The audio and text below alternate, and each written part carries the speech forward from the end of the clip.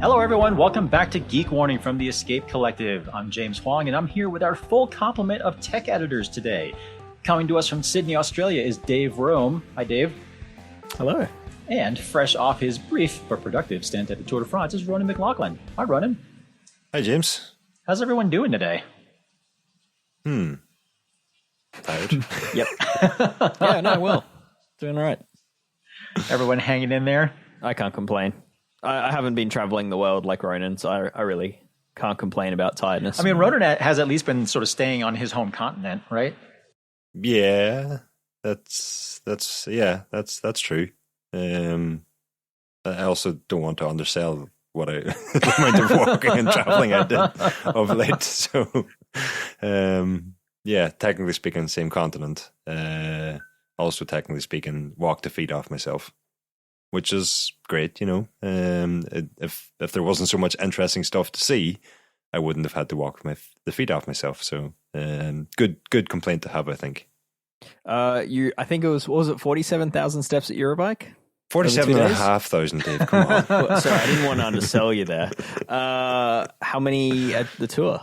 The Tour is a different animal. Let me just check here, but the numbers won't be the same. I'm going to guess probably not as many steps, but a lot more sprinting. Yes, and then also a lot more just like sitting in one place, frantically typing. So the biggest day of the Tour was stage 1, unsurprisingly. And that was a 20,500 step day.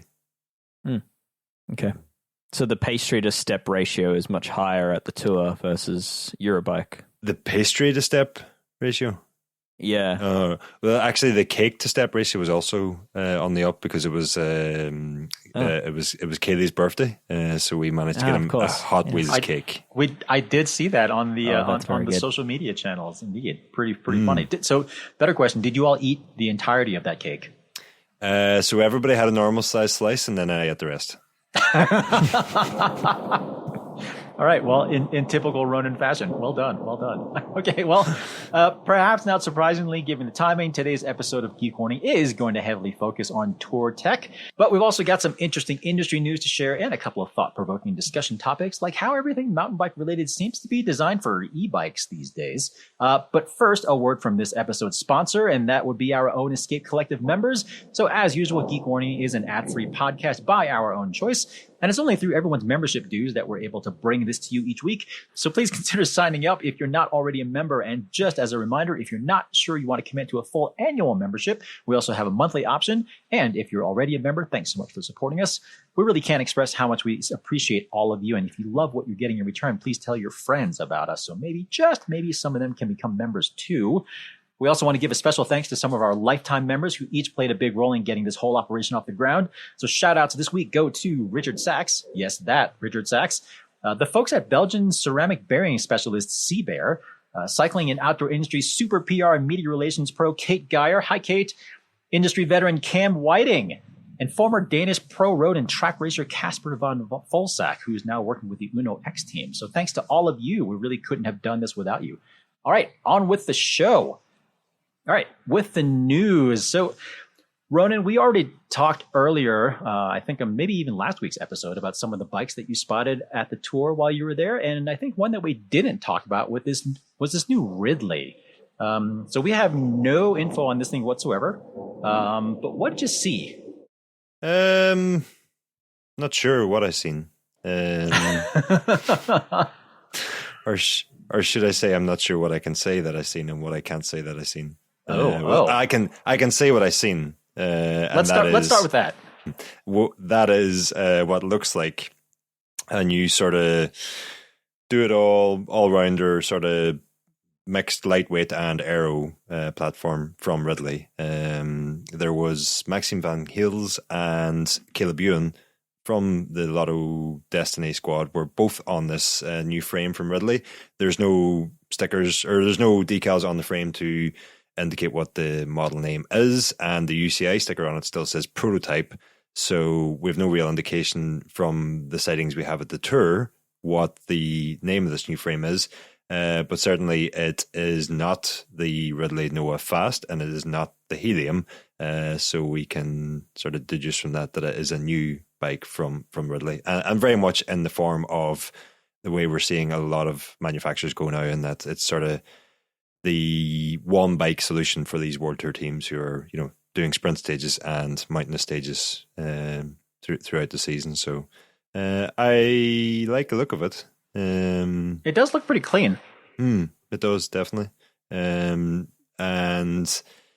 I've been trying to find better pictures, but there's, obviously as the sizes change, you will have slightly different geometries and all that. But interestingly, I initially thought that Caleb Ewan and the other riders on this new frame were on different new frames, because Caleb Ewan's seat stays seem to run the whole way up to the sort of where the top tube intersects with the seat tube, and a sort of traditional place for the seat stays to meet, whereas the other riders on this new frame seem to have more dropped seat stays.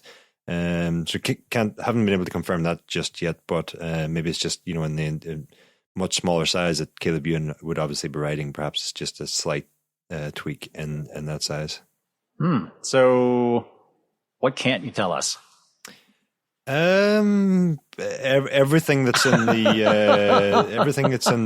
embargo in my inbox. Okay. And it's not that I can't tell you just because of the embargo. It's also that I haven't read it yet. So you've been a little busy running. You've been a little busy. Yeah, a little bit. I don't know if anyone is hearing that booming in the background, but I'm currently out on a thankfully a covered balcony recording this, and there's a pretty good thunderstorm going on at the moment. So my apologies if you hear some booming. So thankfully I'm not getting wet though. Anyway, all right. So not a whole lot to share on this new Ridley, unfortunately. Sounds like we'll learn more about it sooner than later. Another thing that you spotted though that seemingly we also don't really have any information about was these new wet conditions tires from Specialized. What do we have there? These, it's not the first time these popped up. I think we first speculated about these during the Giro this year, when there was some mention of wet tires in commentary of one of the stages there. And when we went sort of investigating that, it seemed like Remco Evenepoel did have wet weather specific tires.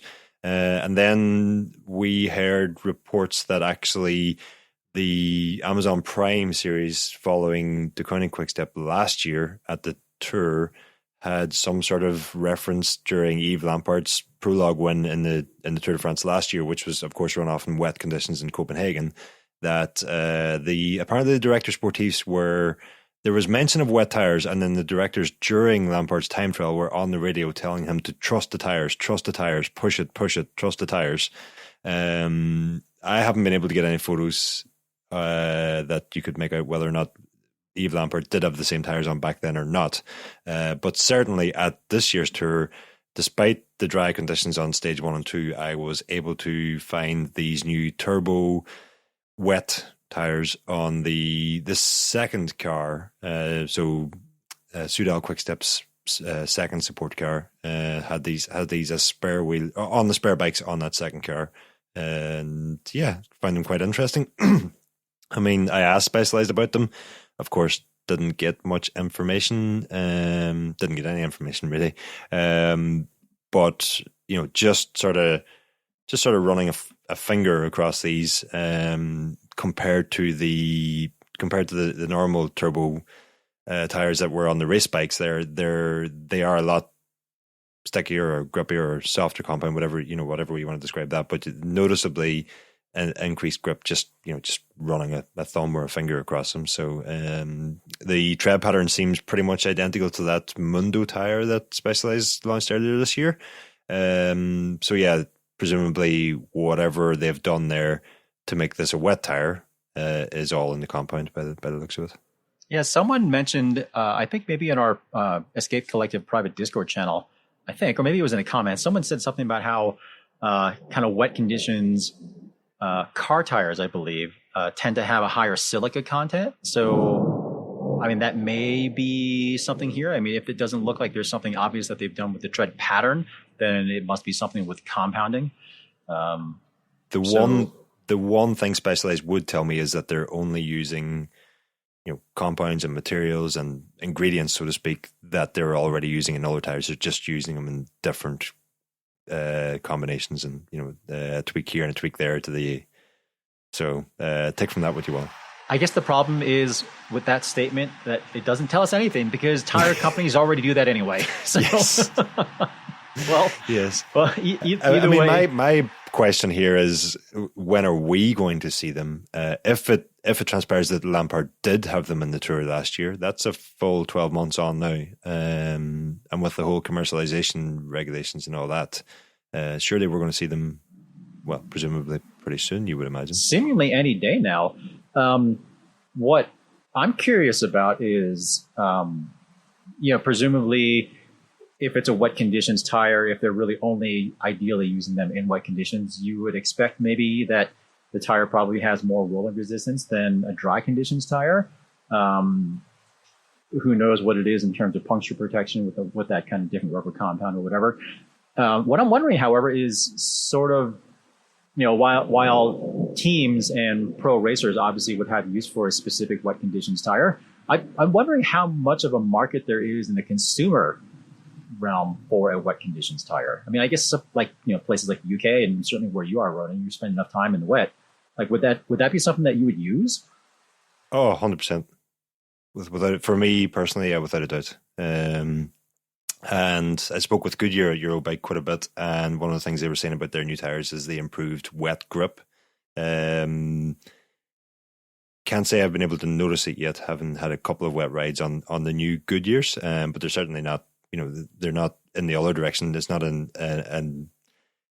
but sorry, shouldn't have had the popcorn before we came on.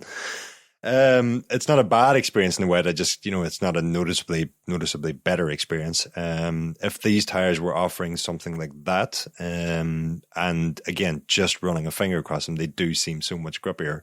I would be keen to try that. I also think in the right conditions, in the right race, that could be an absolute game changer, and that possibly for Yves Lampard in the Tour Prologue last year, when so many of the favourites were crashing out or having to snail it through corners, he was actually sort of on rails that day, relatively speaking, considering the conditions.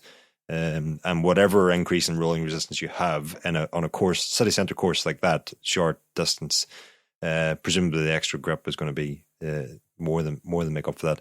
I didn't get just to go back to when will we see these, I didn't get the impression from chatting to Specialized that we are going to see them anytime soon. Interesting. Although I guess presumably for like the UK and Ireland markets and that sort of thing, maybe they'll just be relabeled as the Specialized Turbo Everyday tire. I don't know. Yeah, we watched the forecast tonight, and I asked my wife, "Is it July or November?" Well, another thing that this tire kind of brought to mind is, in the mountain bike space, we already have situations where the same tread pattern is offered in multiple rubber compounds to suit either rider preference or local conditions or whatever. That makes me wonder, especially with Specialized in particular having so many different compounds that they use on the mountain bike and the way that they're labeled and whatnot. It makes me wonder if they might offer, they could call one tire dry, one tire wet. But I wonder if they could also presumably just label tires as having different levels of grip versus rolling resistance to suit whatever sort of situation you have.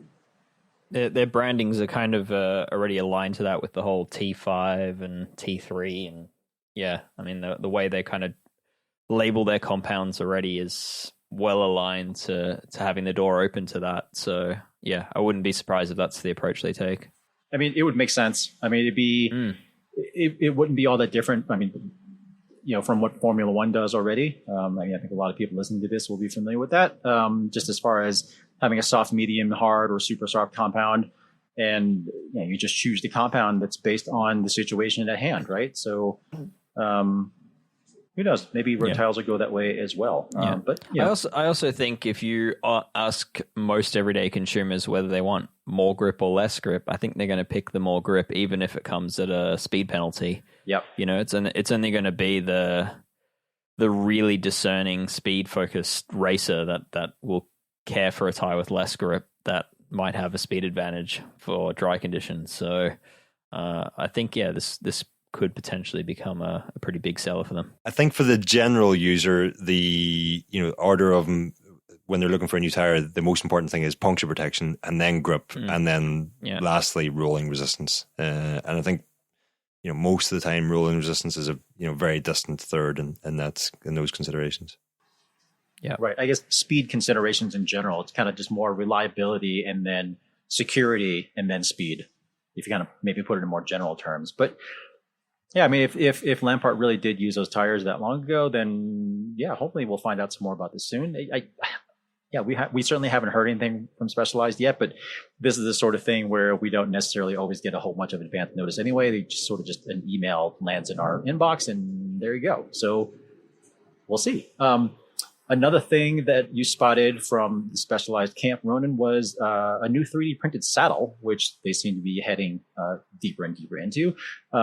This is not from what we can tell anyway, this is not just like a subtle reskin of one of their existing 3D printed saddles, but it looks like a new model. Do you have any idea what it is? It's definitely a new model. Having got up close to it there and had a look at it, and having a Roman Evo mirror saddle on one of my bikes here, it is definitely not one of those, and it's also definitely not one of the power mirror saddles. And so it's definitely a new one. It's, as I mentioned in the gallery, sort of flicking through the Specialized website and looking at their saddles.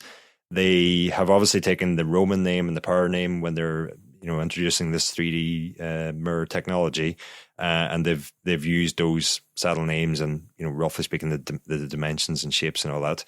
And the only one left of the current range that they haven't done that with is the Phenom. So my go-to, your go-to, okay. I can't say I've ever sat on a Phenom. It was originally a mountain bike saddle. So it's sort of in recent years have they started to not call it a mountain bike saddle, but it's I think it was probably the biggest inspiration for the power in terms of its shape. Like the power is basically a Phenom with the nose cut off of it. So it's a good one. Yeah, what was I think most interesting for me is that it was Fabio Jakobsen was one of the riders using this saddle. Casper Asgreen was the other rider, but Jakobsen in particular was interesting for me because he was previously riding with the Roman Evo mirror, which is Specialized other 3D printed option, and so it's not like he's changing from he was already on a Phenom that wasn't available with mirror, and now they have started this, so he started using the 3D printed one. He has moved from another 3D printed option, which I thought was interesting. I mean, the reality is, and let's see, I think Specialized now has the Roman Evo and the Power. So those are the only two that they offer in 3D printing. Is that correct? Am I remembering correctly? Yeah. Okay, so I mean, I've ridden both of those, and they do feel quite different. So it's not entirely surprising that that riders have a preference in the 3D printed models just as they would in the regular ones. But yeah, maybe it is a new Phenom, which, Dave, like you said, has become a super popular option on the road too. So it certainly would make sense that it could be a Phenom mirror. I mean, I suppose if Specialized wanted to resurrect an old name, they could bring back the Toupee or something, but I'm not really entirely sure why they would do that at this point. But either way, this new saddle, like if you look at it, it seems to be, to me anyway, like notably flatter from side to side and front to back than the other two options that are out there. So if you're into Specialized saddles and 3D printed ones in particular and want a flatter profile, that might be the ticket for you. Yeah, and I mean, like again, seeing the saddle, asking Specialized what's this about, getting very little response, and then starting to ask questions that may or may not get a response. It seems like it is a Phenom. It seems like it's something that's going to be. I took from the conversation that it's going to be announced very soon, but I got no details on when it will be or will not be announced. It seems I might be investing in a mirror saddle. It's but David, I don't think it's not a tool though. So although I guess maybe you can attach a tool to the back of it, would that count? This I might have to not purchase a tool in exchange of getting this saddle. That's how much I like the Phenom saddle. Ooh. I think I've bought about 7 or 8 of them now. Whoa! I've been collecting them for 7 years, I'd like to say, is when I first started using it. So has been the go-to saddle, and I use the power in between that. But yeah, I'm pretty loyal to that saddle. Do you put those on test bikes when they come in, or do you test bikes with the provided saddle? No, I'll actually typically test the initial original saddle first, and then I'll quickly swap because it doesn't feel right, and then I'll do the rest of the testing on with a familiar saddle. So I have a lot of spares for that purpose, so I don't have to take saddles off my own bikes. Well, if I ever come across a spare Phenom, Dave, I'll be sure to put it aside for you. Please do. Yes. I collect Phenoms like I do Allen keys, and yeah. You mentioned the toupee before, and I don't think that name will come back, because my understanding with it was actually an inside joke amongst the body geometry crew at Specialized, is that it was just basically a bald saddle with a little padding on top. So it doesn't really fit for what the mirror is. So, yeah, fair. Okay. Yeah. Very fair. All right. Well, another new thing that you spotted, Roner, we're pretty sure it's a new thing anyway, that we also don't have any info about. SRAM's current Red group set still worked great, still widely used, but it seems like it's due for an update, and we maybe got a little hint of that in a cassette, right? Yeah, I mean, had you asked me at the start of this year, I would have said we'll see a new SRAM Red before the tour. Then we've had so many other SRAM announcements so far this year. I think at this point none of us were expecting a new SRAM Red at the tour, and lo and behold, we didn't get one. But what I did spot on Jonas Vinigo and on Wout van Aert's bike, and I couldn't find on anybody else's bike that I had time to check for, is a new cassette. And I asked the folks at SRAM, what's this cassette? And I was just told it's 10:36, and I was like, yes, it's the ratio, but what is the cassette? And I was told again repeatedly that it's a 10:36, until eventually I got a no comment. SRAM's very good at giving non-answers for things. Very, very good. I mean, like, it was clear that it wasn't. I was saying to Dave earlier, it looks a bit like the new transmission cassettes or Eagle cassettes or whatever you want to. That mountain bike stuff that you guys like. It's like one of those new cassettes. It's hollowed out. You can see from the rear that it's quite a bit more hollowed out than a typical SRAM Red cassette. It doesn't have any sort of decals or text on it to indicate what spec it is, but you would have to imagine in that 10:36 ratio that it is a road cassette, and given that it is on two of the biggest stars of one of the biggest teams in the Tour de France, including the defending champions, it's not some lower spec cassette. It's a pretty high spec cassette, you would imagine. It looks pretty lightweight and is entirely different looking, at least from the rear looking at it, than the existing SRAM Red cassettes. Yeah, because I was just about to say the giveaway for us was just that it did have sort of a different graphic pattern on that aluminum backplate. Yeah. And are they using that in a 2x configuration? They were using that in the 1x. 1x, okay. All right. So it's in that sense, it's not too different to explore. Although that you can currently use. Although the current 1036 is offered, I mean, it is primarily designed as a 2x offering.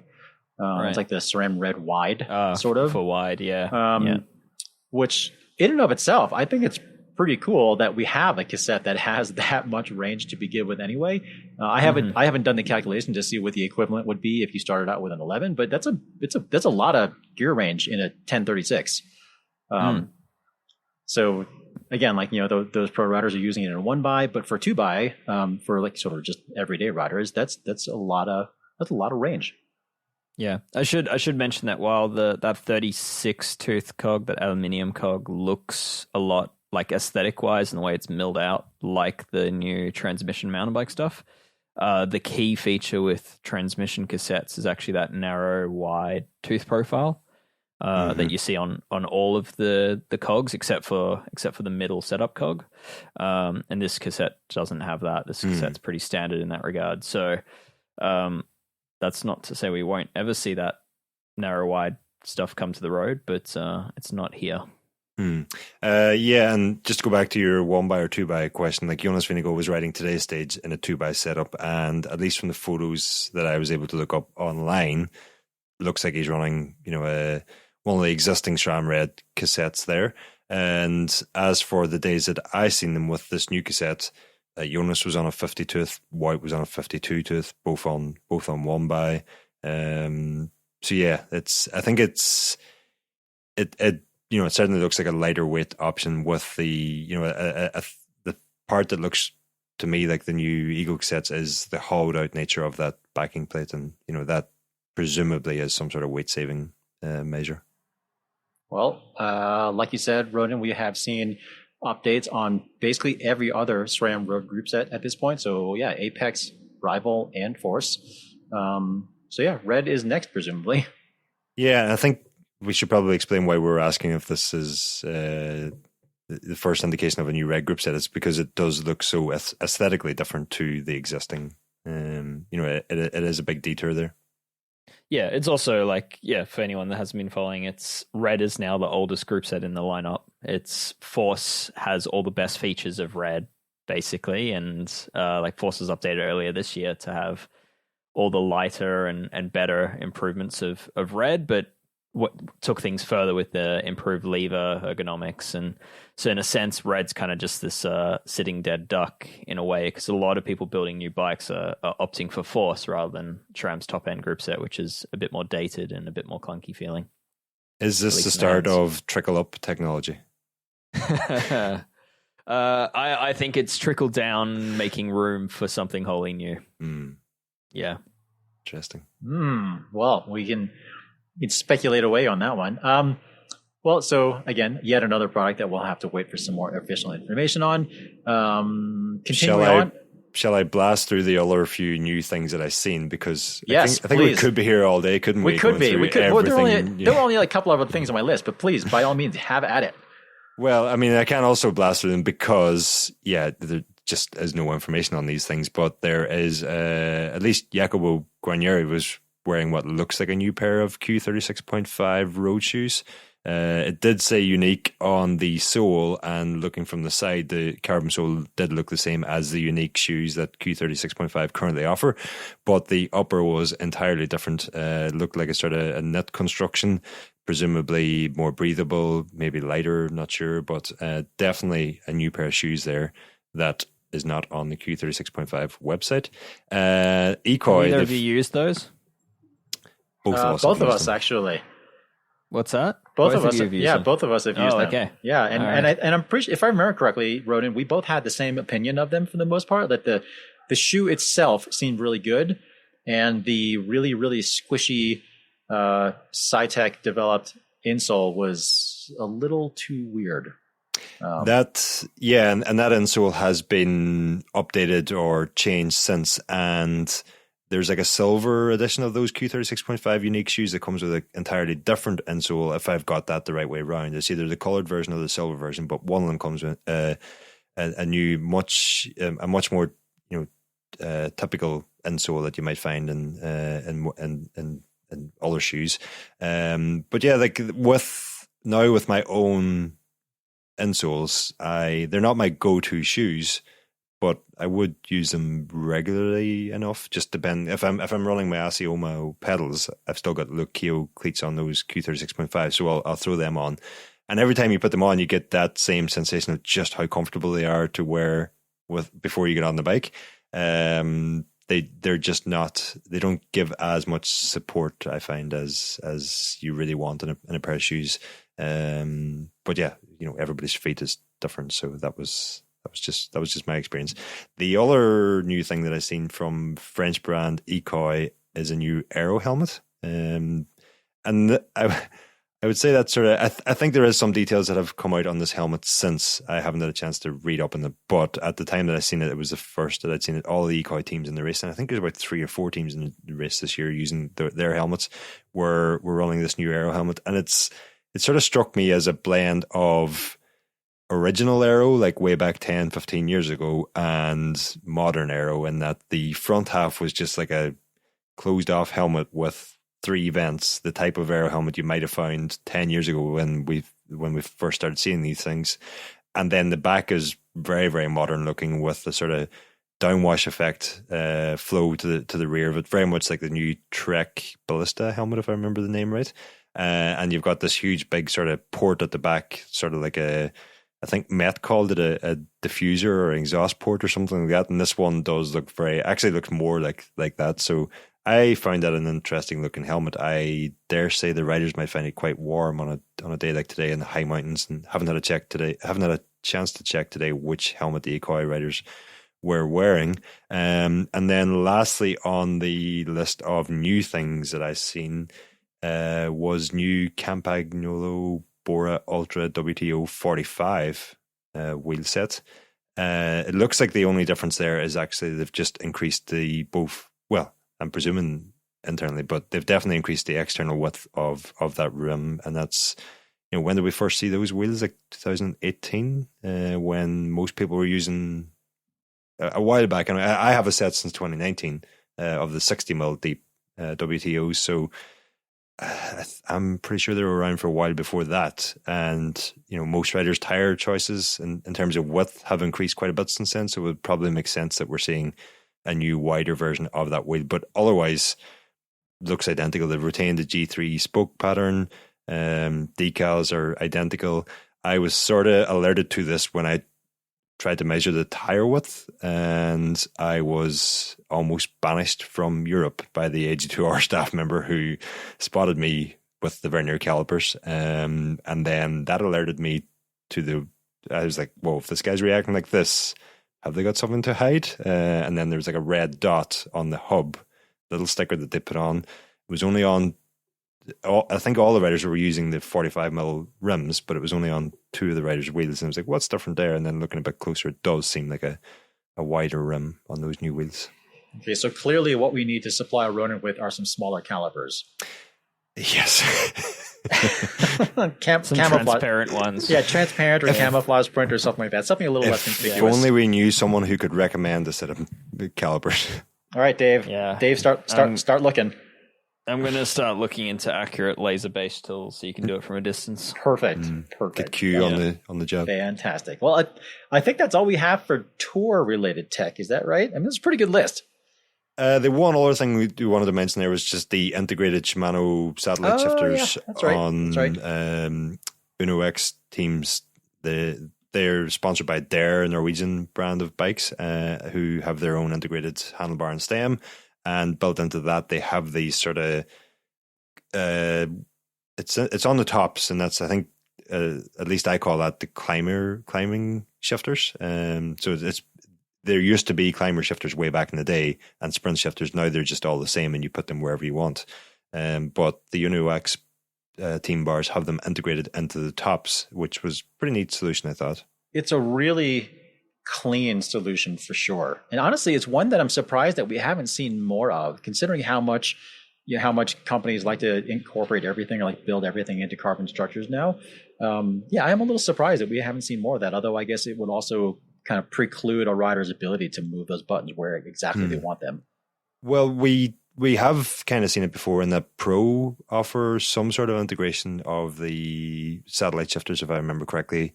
That one's just off the top of my head, but definitely the Lapierre bikes that Groupama FDGA are riding also have like an option for an integrated climbing shifter there. At least as far as I spotted, none of the FDGA riders are actually using those, or they're either not using it, or whatever way Lapierre have integrated, you don't actually see the Shimano trigger. They maybe have built in their own button or something. I'm not sure, but there's definitely climber shifters built into the tops of the Lapierre bars also. Gotcha. I have a bike here for test, a Polygon, which uses a handlebar from a company called Black Tech, with, of course, being cycling. There's no vowels in that, and it seems like a very similar bar. And this handlebar I have here has like little rubber port covers over exactly where this handlebar that you're talking about has its sprint shifters placed. So I'm thinking potentially that handlebar you're looking at is just rebranded of something else that's readily available in the market, and that it's a relatively common feature already. I mean, it Just very well no could be. one's thought to use those ports for that.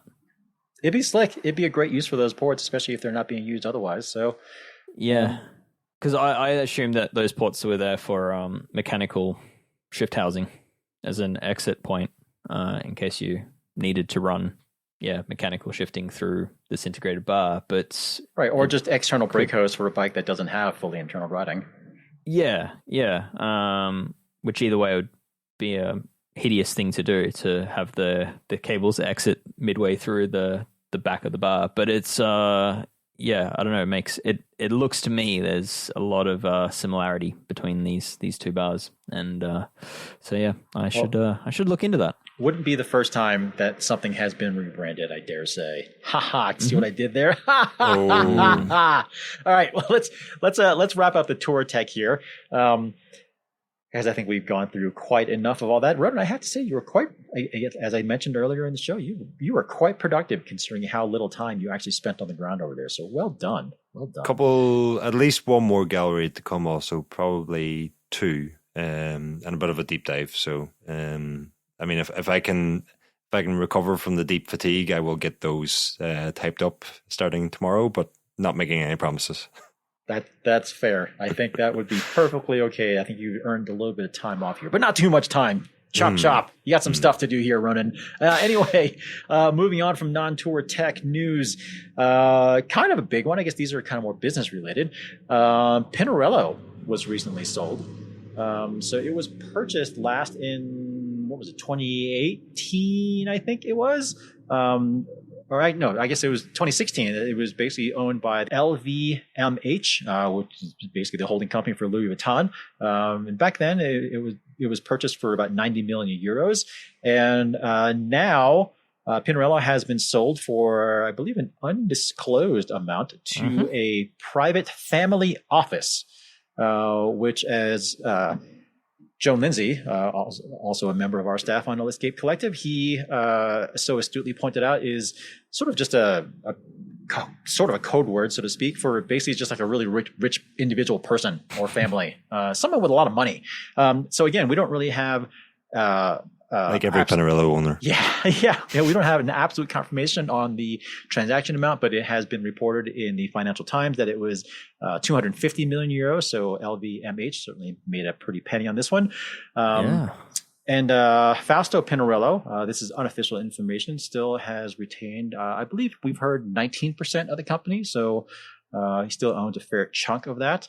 And the rest of it comes from a South African billionaire, Ivan Glassenberg, supposedly. So that's rumored, right? That's is rumored. It's not like none of those figures are confirmed. I should be very, very clear on that. Or that individual is correct. Correct. We do have pretty good word that they were in negotiations, and they seem to be the ones who were most likely to have inked the deal, but that again is not 100% confirmed. But either way, the interesting part here is that Pinarello has been sold. So we don't have any information at this point, as is often the case when a company is sold. They haven't even really put out much of a statement saying what the plans are for now. If they did, I'm sure it would say something like, everything's going to stay the same. It's going to be fine, whatever, blah, blah, blah. But we all know that's not going to happen. So the question is, what happens from here? Pinarello clearly is primarily interested in very, very higher end market.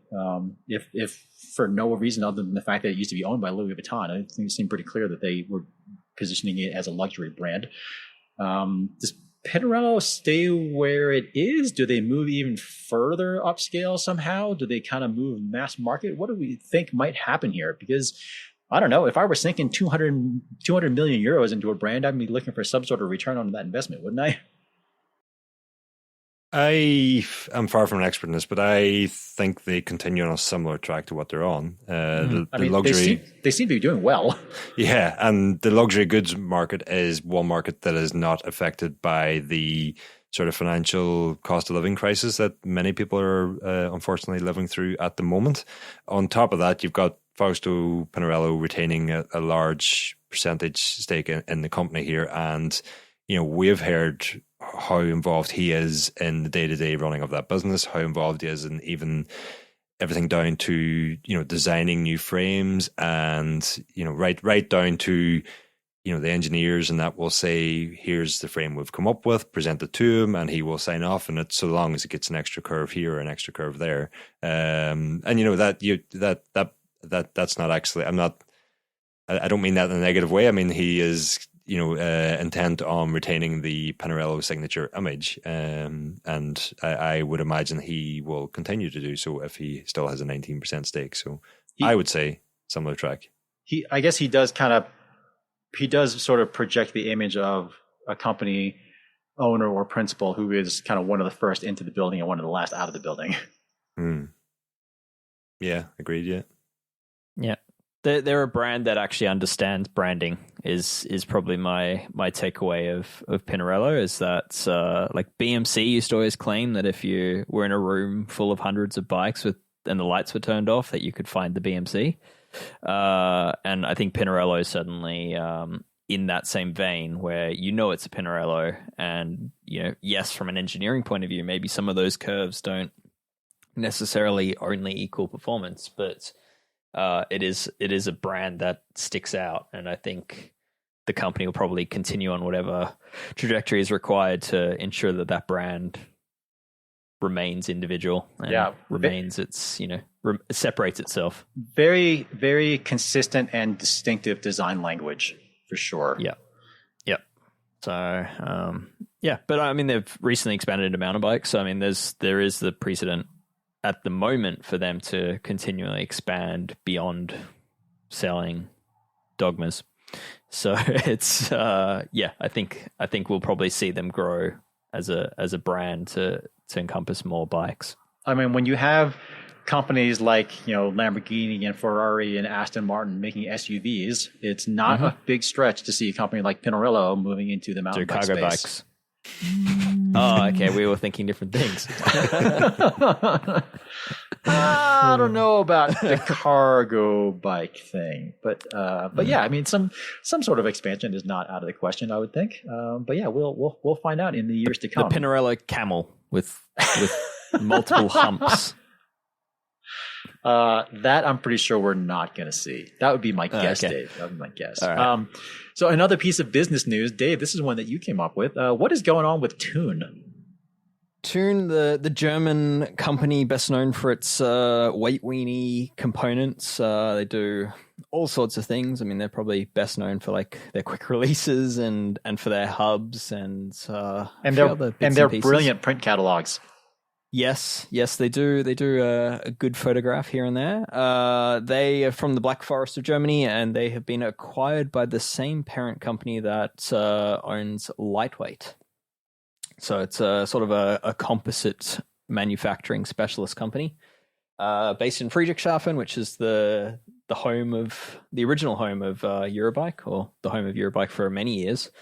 And they've acquired them. So I mean, you've now got Lightweight and Tune in the same business, which is kind of intriguing, because you can imagine that Lightweight will soon enough perhaps move away from using DT Swiss internals in their hubs and perhaps start using something from Tune and become even lighter. Synergies, Dave. Synergies. What is kind of neat about this acquisition is that it actually does kind of seem to make a lot of sense, because there's not a lot of overlap between the product lines between those two companies. I mean, Lightweight is still primarily just a high-end wheel company, right? Whereas Tune, as you mentioned, Dave, they obviously do hubs, and a whole bunch of hubs, I should say. But they do like stems and handlebars and seat posts and bottom brackets and a bunch of accessories. And like, they have all sorts of stuff. So carbon fiber coffee cups. They've got a surprisingly diverse product line there. Also usually focused on low weight. Yes. So, yeah, I mean, like, again, this company acquisitions sometimes don't really seem to make a whole lot of sense, but this is one that actually I could see working. Yeah, Yeah, no, it definitely makes sense. So, and yeah, I'm keen to see it because Tune historically has done some really cool product, and to have some what you'd assume is further investment in them could result in some really neat stuff, especially given the composites ownership now. So I'd imagined, perhaps we'll see more, carbon usage, and Tune's traditionally been a lot of CNC machining, but it'll be interesting to see where this goes. And who knows, maybe we'll even see a bit of anodized aluminum color in lightweight products, which would be a very big departure from the norm. All right, well, let's wrap up the news part of this show today. Can I add one more? Oh, Dave's got one more. What you got, Dave? Garbaruk. Yes. The machining, aluminium machining specialists, I guess. They're best known for their chain rings, and they've not so long ago expanded into cranksets, and they've just released a road and gravel crankset. So why I'm quite excited about this is, it's not terribly expensive. It's $420 for the crankset, and it's basically, if you've ever seen the Cannondale SISL crank, which is like a 2 pieces hollowed machined aluminium that are then bonded together, basically that. So they've recreated that, which is something FSA also does. But yeah, I like it. It looks nice. It's not terribly expensive. It's pretty light. And it comes in a range of pretty colors, and you can mix and match. Like the lock ring, the self-extracting lock ring color. You can mix and match the crank arm color. You can mix and match the chain rings, which are also available in certain colors. So I think it's quite an affordable way to add some serious bling. Relatively affordable. Bike you use. Relatively affordable. I mean, $420 US it's not small money, but I mean, you compare it against a lot of other high-end boutique cranks, which are known to add an aesthetic value to a bike, and it seems quite cheap. I don't want to disappoint you here, Dave, but I've got a little bit of bad news about this. Oh no. Q factor 152. 152. Dear God. So, although I think that's the way. Okay, so it's wide for gravel, but I think it's it's wide for road, but I think on gravel bikes that's not, kind of the not way too things are uncommon. headed. Yeah, because I also have a set of King Creek E-Wings titanium crank arms, and those also have a notably wide Q factor, like 157, I think might be. So like a good 10, 15 millimeters above a typical narrow road crankset. It is noticeable. Yeah. Is it a deal breaker? Hasn't been for me, but something to note. Something to note nonetheless. And most gravel bikes are adopting that wider system that SRAM introduced a few years ago. We saw it on the Lauf Siegler first, and it seems to be becoming the new norm, especially as we're seeing bikes adopt UDH. I have been using that Miche. So after I said Miche the last time, someone corrected me, and I believe you said Miche. I believe you said Miche is what you said. Well, whatever I said, I think most people understood that I was talking about Miche. And had I said Miche, maybe most people wouldn't have understood that. But anyway, those cranks, Pistarde Airs, one of the things I like most about them is 138mm Q factor. It's I really like it. It's noticeably nicer for me anyway. Isn't that quite slow given it hits the chainstays every revolution? No, only for the initial few rotations, and then once you've eaten away most of the chainstay, you're fine. Okay. Right, and then you get a nice little whistle to let people know that you're coming. Yeah.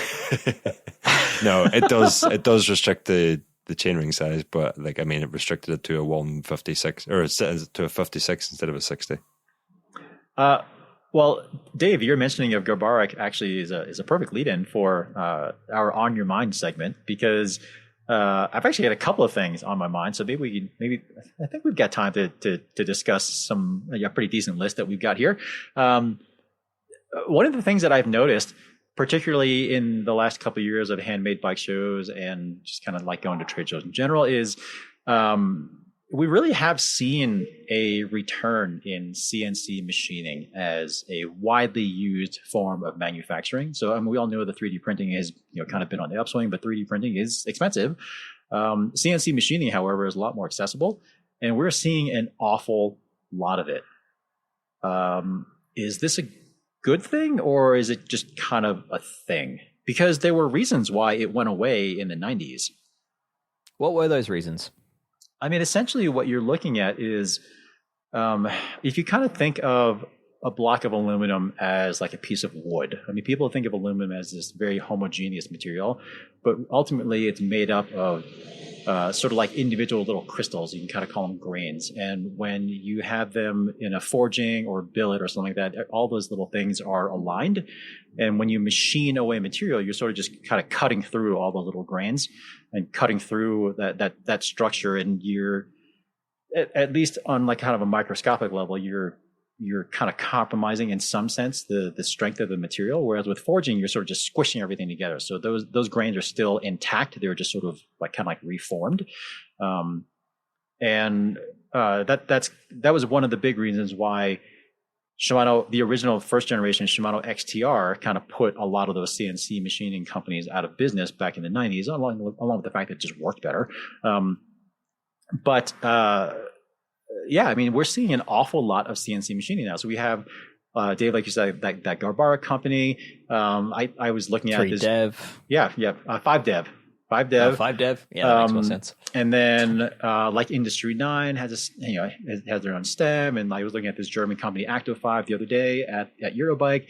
But there's an awful lot of it out there. And I think it's awfully cool that we have all this additional choice and there's all this extra creativity going on right now, and it does seem like the reliability is better, thankfully. Like, 'cause it seems like before a lot of these companies were just starting from like cast billets or something back in the day, but the impression I'm getting now is a lot of these companies are now starting with at least sort of like near net forgings, which is better. But yeah, either way, I mean, just it's something that I've noticed for sure. There's an awful lot of CNC machine stuff out there. Yeah, I think like the technology is obviously more accessible than before. I think the technology's also come a long way. Like the capabilities of CNC machining is pretty sophisticated these days with the 5-axis machines that are now pretty readily available. So you can actually machine components far more efficiently than you ever could and more intricately.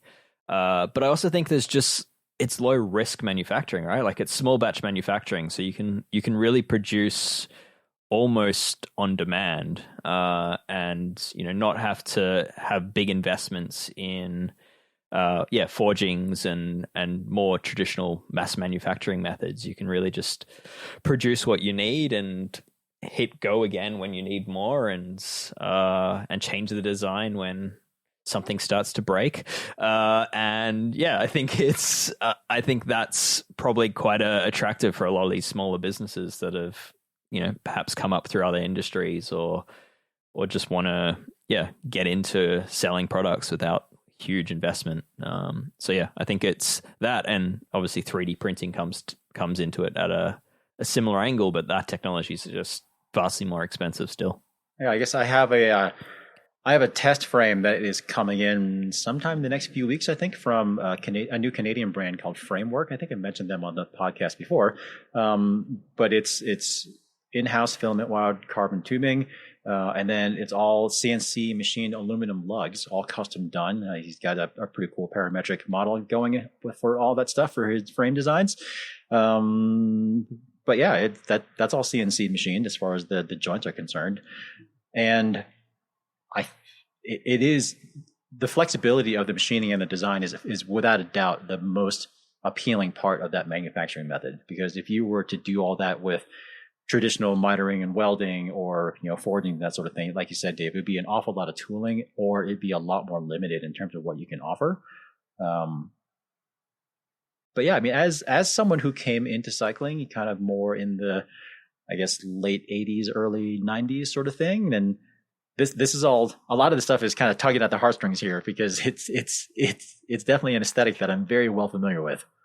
Yeah, I think the return of Anno is probably in a very similar vein, where we've kind of hit the repeat button on having everything available in every color. I personally don't think it's all that sustainable as an industry. I think the industry does this where they expand into offering every product in 8 different colors and then realizes that they don't necessarily sell as much as a result of it, and that distributors can't afford to carry each chainring size in 8 different variants because you end up with hundreds of different chainrings. And yeah, so I suspect we're probably in a temporary phase of excitement for anodized colors again, and we'll probably see it return back to silver and black at some point.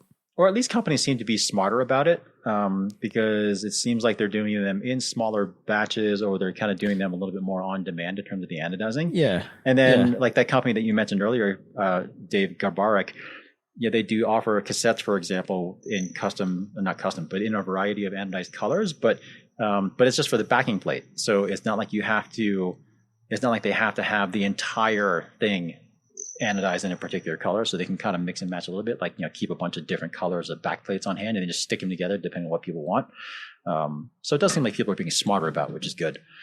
Yeah. It also helps that, the selling method is completely changed. A lot of these CNC machined and anodized companies are doing sort of consumer direct sales, so they can really control that sales channel. So perhaps that'll help keep the purple anno alive for longer than I think it will be. I do like purple anno, Dave. I do like it. All right, who else has got something on their mind today? I have a very quick one. This segment was originated from something on your mind, but over the heads of your family. And yeah, I came home, I think it was from the tour, and pulled a new test bike that had arrived out of the box, and immediately wanted to go in and tell someone that this road bike that had arrived at my house has UDH on it. But I mean, that was over the heads of everybody in my house. So I'm telling you guys now. I mean, we've mentioned this a couple times on previous episodes of the podcast. I guess a while ago, we were speculating if UDH, this SRAM's universal derailleur hanger format, would become more of a thing for drop bar bikes. And basically in the last few, I guess even just the last few weeks, it's become very clear that it's not only going to become a thing, but it already is a thing. Pretty shocking how quickly it's being implemented. Well, I think it's just more that it's probably something that had been in the works for quite a while, and now is when all those bikes are finally ready. I think that's pretty clear. But the big motivator obviously has been SRAM's transmission setup, and at least for gravel bikes, it allows for people to run the new transmission rear derailleur on their mullet setups. But what is intriguing is seeing UDH being used more widely on road bikes that will never see one of those Eagle transmission rear derailleurs. So yeah, this is something I speculated when SRAM released their transmission, which takes the place of that UDH derailleur and sort of sandwiches around the dropout, which is if or when we see it on road bikes, then that is writing on the wall for SRAM doing the T-type derailleur, which sandwiches the dropout as a road version, which would be stronger. It potentially more tucked underneath the bike, so it could potentially be more aerodynamic.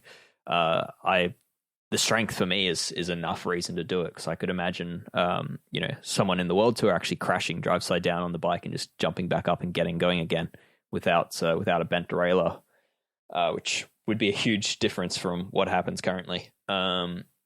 Yeah, but it seems like that speculation is now becoming true, dare I say. And just to go back to that Ridley that we mentioned earlier, also, one of the things I forgot to mention was that it also has UDH on it.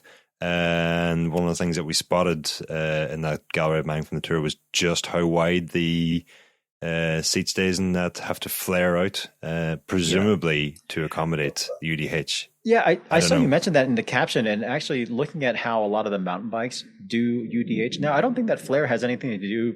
I don't think that flare has anything to do with the rear derailleur, because you actually don't need any room up on top of the dropout for the derailleur.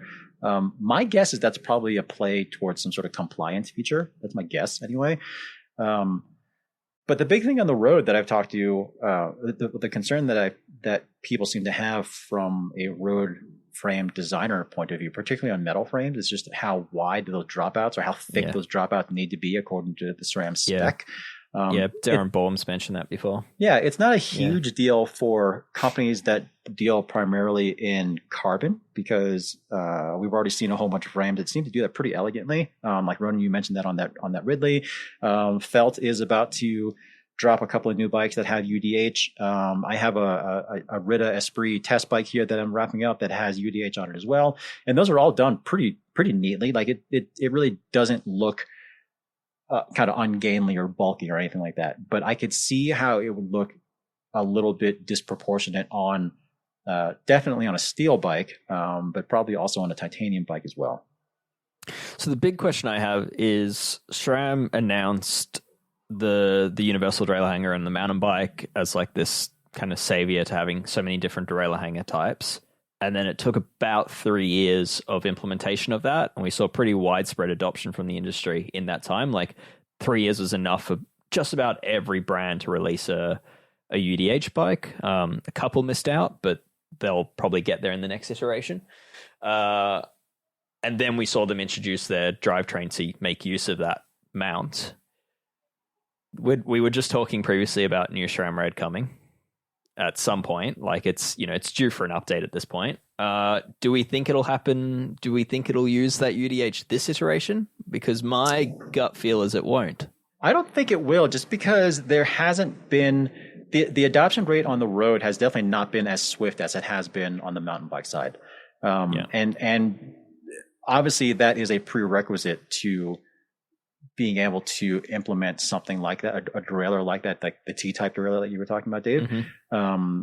So with so relatively few brands showing road bikes that have UDH on there, I'd say we're probably looking at one more generation. And honestly, my gut feeling is that SRAM was probably hoping that road brands would adopt it a little bit quicker. And I would bet almost anything that there was parallel development for whatever this new SRAM Red generation is going to be. I bet there was parallel development of both a T-type and standard rear derailleur, or maybe there will be both on this one anyway. We'll see. But yeah, as of right now, I feel like there's not enough. The adoption of UDH on the road is not widespread enough for SRAM to be able to get away, for them to pull off having exclusively a T-type red rear derailleur for this next generation. Yeah, agreed. It would be awfully interesting though, because like you were saying, Dave, with being able to crash and not have a hanger bent and that sort of thing. I mean, it really wasn't that long ago when we had companies like even Trek was making custom frames for their pro riders and teams that had non-replaceable rear derailleur hangers, so that they would be less prone to bending in a crash. And then you had companies like Wheels Manufacturing was making titanium derailleur hangers for Cervelo because those were less prone to bending, stuff like that. So we've seen efforts throughout the years of companies trying to make those replaceable derailleur hangers less replaceable.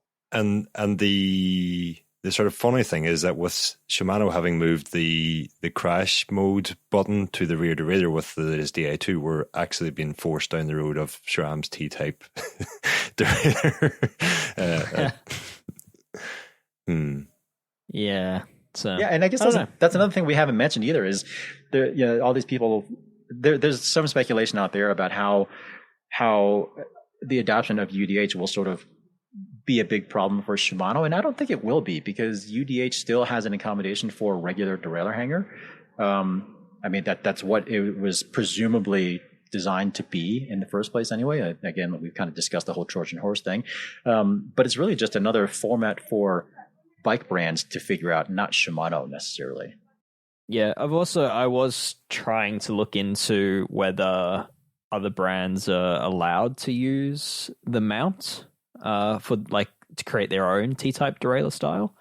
SRAM wasn't really willing to make any comment on that, but at the same time they didn't say they couldn't. So I mean, it's all possible that Shimano will come up with some variation of its own version that's backwards compatible with every frame that has adopted the standard, and that we see various other types of direct mount solutions. Shimano certainly played with direct mount derailleurs over the years, and the current generation of Shimano stuff uses its own kind of iteration of a direct mount. But yeah, I don't know. It's a very interesting space, and I think we will see frame design change as a result of it, especially given just how much that derailleur reinforces the whole dropout system, and how much it can serve as a especially on a road bike, if you were to lay down the bike, that derailleur would serve as a protectant to the rear end of the frame. So it's, for me, I think that's a very exciting development for road bike design. Yep, agreed for sure. Dave, you got anything on your mind this week? No, not really. Okay. I'm trying to get, obviously, but that would be kind of sad if not. But I've just been sleeping. Just trying to get some reviews done. So can't say when it'll come out, but very focused on classified hub system at the moment. I'm trying to wrap that up after months of testing. Okay. So, well, looking forward to that one for sure. Well, okay, if you don't have anything on your mind this week that you want to discuss in this segment, I'm going to go ahead and drop my second one.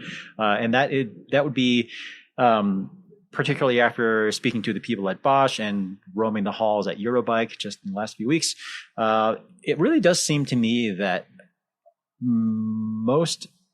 a lot, if not most, of the major new developments in mountain bike stuff seems to be geared more toward e-bikes instead of human-powered, non-powered bikes. And like a few notable things would be, like SRAM transmission, for example, an awful lot of tires, the Bosch ABS system that basically requires that you have a battery on your bike.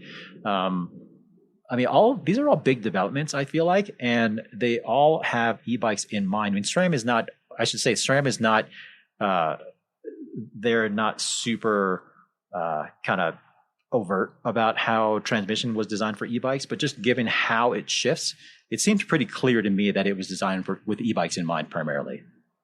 Yeah, absolutely. Like the way it's speed limited to only shift one cog at a time was definitely designed with the idea of immense power being put through the drivetrain with each shift.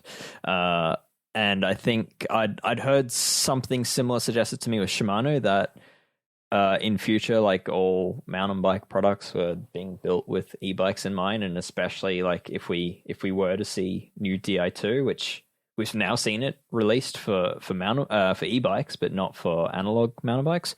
But yeah, any next iteration of Di2 would be basically e-bike first, and I don't think it's necessarily a bad thing when you're talking about something like a drivetrain, because the result is a drivetrain that is superior under power, that is also probably reinforced to handle the weight of an e-bike landing on it. I think generally speaking, everyone's bikes benefit from this kind of design focus around being more robust. Yeah, I mean, the increase in robustness and just being designed to handle that additional drive torque in general, I think is a good thing. I am just a little hesitant and a little worried, I guess, so to speak, that kind of what we might be giving up in return for that robustness. And I know, Dave, you and I seem to have differing opinions on the transmission stuff in particular. Because it seems we do. Yeah, I mean, I really enjoy having the ability to shift up or down a whole bunch of gears in one fell swoop. And I don't particularly love how, as you said, transmission is speed limited, which again for e-bikes is fantastic because it does prevent things like busted chains and breaking teeth off of cassettes and that sort of thing. But if you are already accustomed to, or if you're an experienced rider who kind of understands kind of like some of the nuances in terms of shifting under power and that sort of thing, it's kind of a bummer that you can't shift a whole bunch of gears in one swoop anymore, because I mean you do lose something in that. Yeah, there are times where I miss having that with new transmission, like where you're kind of having to wait for the derailleur to catch up. But at the same time, I've learned to not shift with any skill. It's kind of made me relearn how to shift. Like I was always pretty proud with how I could sprint and not break a chain and all that. Like I was, I felt like I was a very experienced user of derailleurs in a sense. Like I knew how to time a shift, and that was something that I didn't really love about electronic shifting, is that it kind of removed that tactile feeling of being able to time the shift. You didn't really know when to back off the power versus when the shift would enact. But with transmission, I've kind of just become accustomed to just not backing off the power and pushing the button and just hearing it pop into place. And at first I was doing it trying to break it, and now I'm doing it just because I can. And it actually has changed kind of the way I'll ride, because now I find myself doing shifts where I wouldn't have dared do before, like mid-technical kind of climb. I'll just hit the button and just wait for the shift, just keep the power down and wait for the shift to happen. And that's how an e-bike's ridden, and it's kind of influenced how I ride now, which is... for me, it's quite interesting. And even going back to like 12-speed Shimano mechanicals, very good in that regard, shifting under power. But it's still, I find myself kind of wincing a little bit when I use that technique of just full power maneuvers while mid-gear shifting with even that system. It just doesn't seem to like it as much. And in that sense, I'm pretty fond of transmission. But I do understand that it's why you want multiple gear shifts. But even looking outside of transmission, I mean, that's just one example. It does still seem like pretty much all of the new, I shouldn't say all, but pretty much all of the real exciting technological development for mountain bike stuff, a lot of it does seem to be kind of focused or have e-bikes in mind, because certainly a lot of them are powered. A lot of them require power. One thing that I saw at your bike in terms of like gearbox development, a lot of those were coupled with e-assist motors, because those do help kind of overcome the extra drag of a gearbox.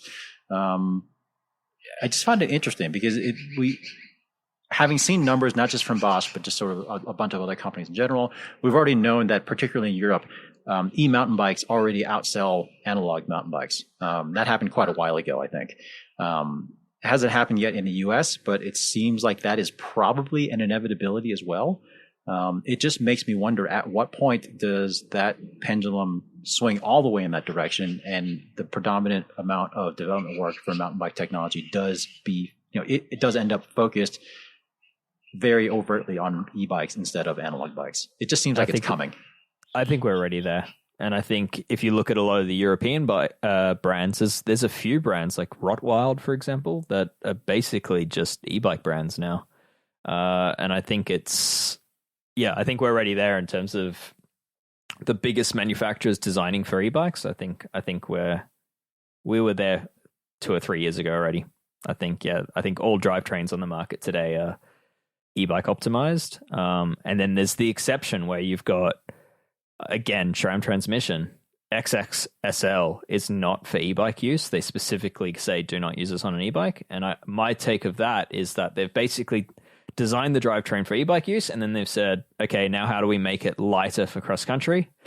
And we're willing to sacrifice absolute strength and robustness, and we'll basically reuse the technology but just change a few materials here and there. And we now know it's not strong enough for e-bike use, but it'll please a racing market. And I think we'll probably just see more of that kind of backwards engineering.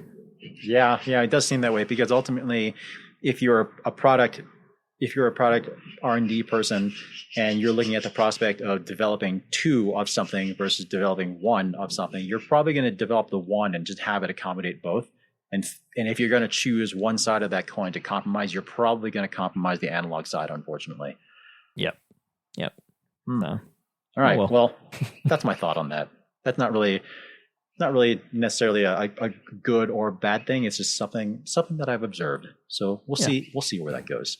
All right. Well, I have one PSA, if you don't mind my sharing that, and then we can wrap up. So public service announcement for today. It's another mountain bike related thing, and I just want to remind everyone out there. Gravel bike.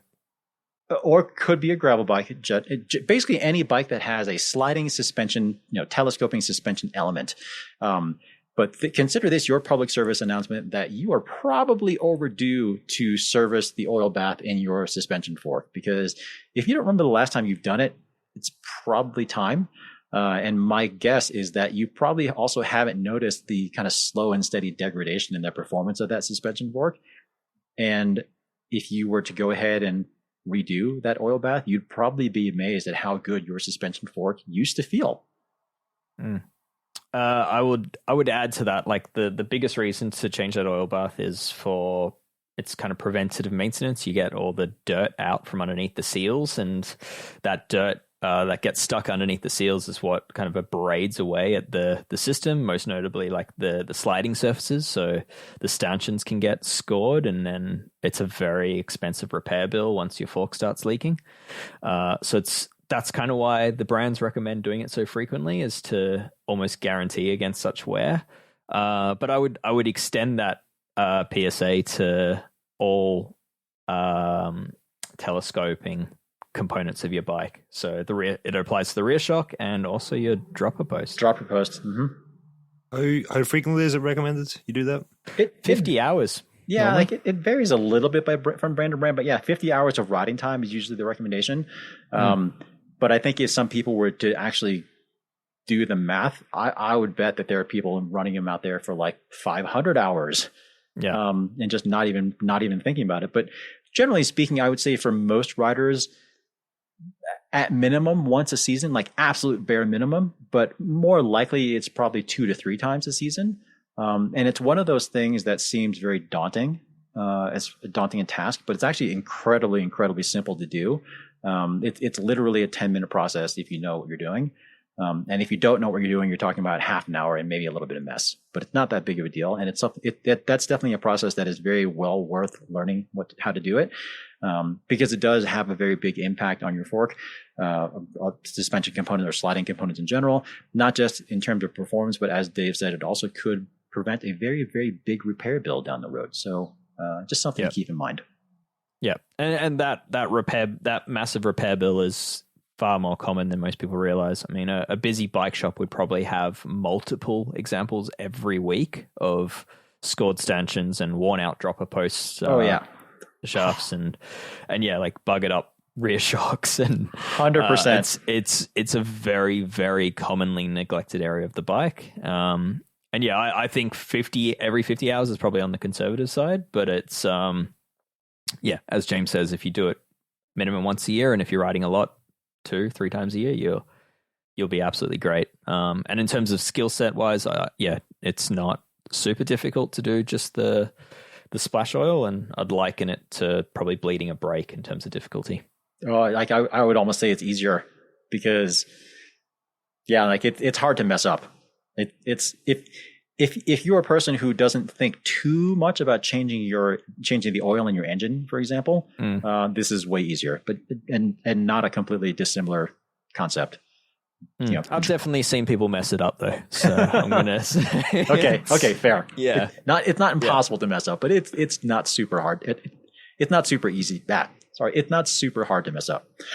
Yeah, and it doesn't. You can generally get away with it with very basic tools as well. Yeah, yep, totally. So, all right. Well, anyway, that will wrap up our show for today.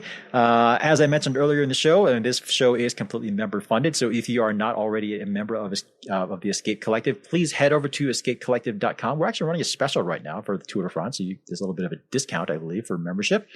Yeah, how about that? And if you are already a member, I guess, as I said earlier, please tell your friends about Escape Collective, because it certainly does make this thing a more viable thing if we get more members. So it's just something to keep in mind. And if you are listening to this podcast, if you're a regular listener and you listen to us week in, week out, and you are not a member, well, maybe consider becoming a member, because it'd be pretty helpful. I'm not going to give you the guilt trip, but that'll be my subtle reminder. But also, if you are James almost looked angry there. Yeah. If you are also a regular listener and you like what you hear on Geek Warning, please make sure you head over to iTunes and give us a rating and review, because that certainly does help grow our audience and helps the show in general. So that would be very much appreciated. That's all we got for today. So unless either of you have anything else to add, that'll wrap it up for this week. And we'll see you next week on Geek Warning.